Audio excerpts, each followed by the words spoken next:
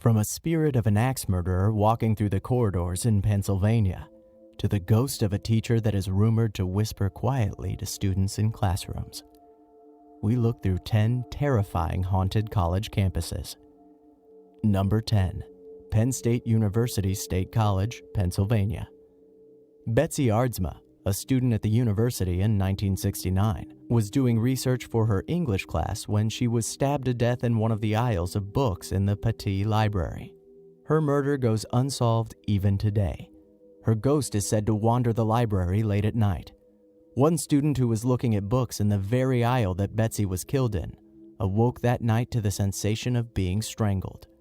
So much so that she could not call out for help to her roommate sleeping in the same room. If this isn't enough, the spirit of an axe murderer is said to haunt Brumbaugh Hall on Halloween nights. Number 9. Bradford College, Haverhill, Massachusetts. This abandoned college is host to a number of ghosts from the days when the college was still occupied by students. One of the more famous ghosts is that of a young girl who had a relationship with a priest at the school. When she became pregnant, she either committed suicide or was murdered by the priest. Both her spirit and the spirit of the priest haunt the old academy building. Ghost hunters have also recorded numerous voices, screams, and unexplained images on the abandoned campus. Number 8. University of Notre Dame. George Gipp, a legendary Notre Dame football star who gave the famous "Win One for the Gipper" speech, is believed to haunt the university. A friendly ghost, he is often observed hovering over students' shoulders, sometimes giving them a friendly pat, only to vanish when they turn around. While it would appear he is watching over students, the Potawatomi Indians that also haunt the school are not so friendly. It is believed that the Columbus Hall is built on their burial grounds, and the ghostly warriors are often seen riding horses up and down the steps of the hall as if protecting something within. Number 7. University of Georgia, Athens, Georgia. The Phi Mu sorority house is reportedly haunted by a girl named Anna Hamilton, who witnessed her boyfriend murdered before her eyes and his body buried under the building's front steps. Students have been able to talk with her using a Ouija board, and her crying is often heard in the house's empty rooms.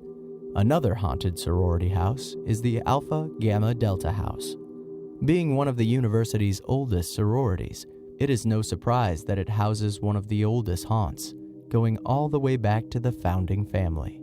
Their daughter, Susie, was stood up on her wedding day. Heartbroken, she hung herself in the attic. To this day, occupants and visitors alike report seeing a woman glaring at them from the attic windows. Number 6. Montclair State University, Upper Montclair, New Jersey. More specifically, the Clove Road apartments at Montclair State. Like Notre Dame, the apartments are also built on an Indian burial ground. Never a good idea. Doors and windows slam and lock unexpectedly. Lights flicker on and off. The building always feels cold, even with the thermostat on max. Roommates report feeling random feelings of dread, and many fights have occurred for seemingly no reason at all. A man dressed in 19th century clothes hovers over the beds of sleeping tenants, only to vanish with their screams. Worst of all are the figures seen darting between the trees in the woods at night, believed to be the ghost of Indians who are no longer at rest. No one will go near the woods after sundown for fear of the unknown. Number 5. St. Joseph's College. This college was used as a field hospital during the Civil War. Unlike hospitals of today, Civil War hospitals were often the equivalent of a modern-day butcher shop, with little to no treatment options for the wounds suffered by battlefield weapons. The primary treatment was amputations.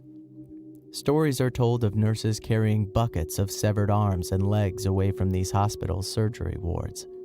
The screams of these men, and, if you are